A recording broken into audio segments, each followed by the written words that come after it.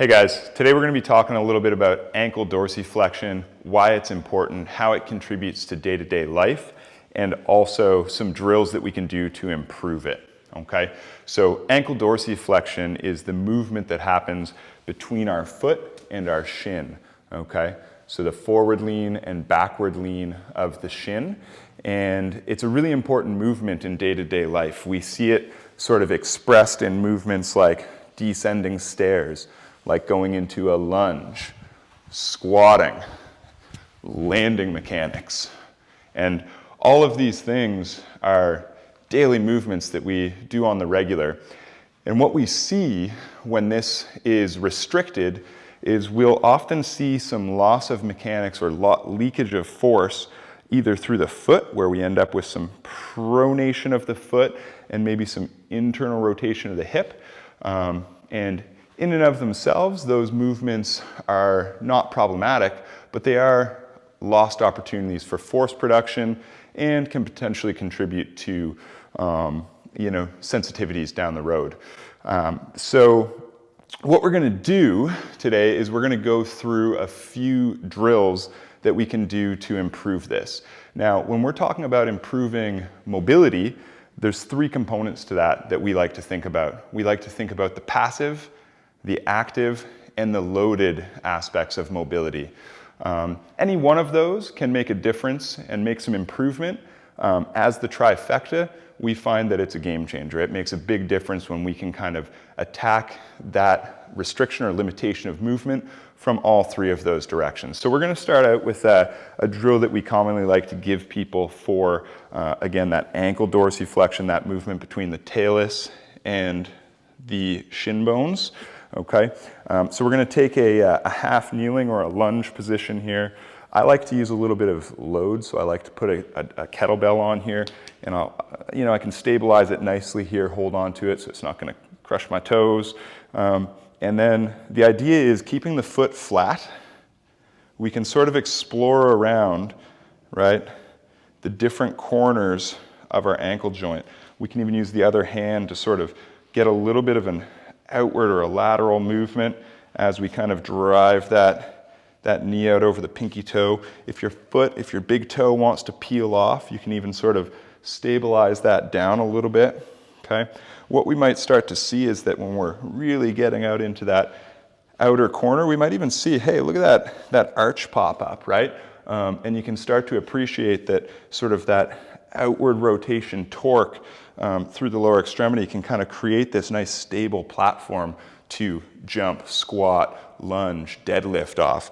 And again, comes back to the idea of the importance of this ankle dorsiflexion or ankle kind of shin forward lean or knee over toe position to prevent that force leak through the inside of the foot and the hip.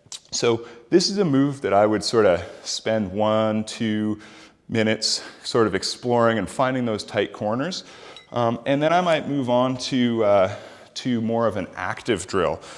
So one that I like for this is kind of what we call the active plate dorsiflexion. So, it's really easy in this position to just shoot your knees out over your toes by bending at the knee, okay? But the idea here is that you want to be using your shin muscles to sort of close down that angle, right? So bring that shin into forward lean, okay? And so you're almost thinking of sort of pulling your foot off of the plate, but you're not going to have much room to do that. So you want to keep some load forward, lean forward over the plate, and then you're going to pull your shin forward with the muscles in the front of your ankle. Okay, so we're going to pull the shin forward. We're going to hold that position. I like to hold for 3 to 5 second holds, really trying to get a strong contraction of those muscles in the front of your shin, teaching those muscles to engage in that maybe newfound range of motion from the passive drill. So this would be an example of an active dorsiflexion drill, okay? So the third piece that we like to use is a loaded expression of that position. So for ankle dorsiflexion, what I'll often do is grab myself a kettlebell, kind of position myself in a comfortable squat position. You know, if you really sort of tend to flare out, oftentimes that might be because of some ankle dorsiflexion restriction. And so what I'm going to ask you to do is turn your feet in just a little bit, right, from your normal, okay? And we're going to settle down into the bottom of that goblet squat, okay? Now, when we're down in this position, we can sort of explore around a little bit.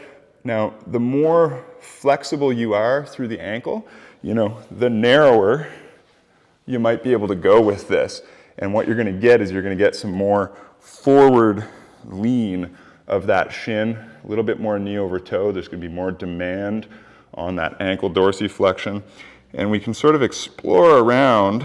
Again, especially I like to explore that outer corner down in this position, so you can kind of get down here and get your elbows between, push apart, rock forward a little bit. As soon as you feel that heel wanting to come off the ground, that's sort of your end point. You don't need to go any further than that. You just want to get to where that heel wants to peel off the ground, and then try to get a little bit more load on it. Shift your body weight onto that. In this case, I'm onto my left ankle, thinking of driving the force down through my shin, really loading up into that ankle dorsiflexion. Now, depending on you know, how stiff you are, you can kind of play around with the load. And this is a position where I'd like to spend some time, right? You can, you know, really get comfortable down here. Again, spend a couple minutes, right, exploring around, playing with those different corners, okay? So again, that's the way that we like to go through sort of a passive, an active, and then a loaded aspect of mobility. So what I want you all to do is, if you're finding that you're having difficulties with ankle dorsiflexion, you know, I want you to try to explore those drills and see if we can make some change.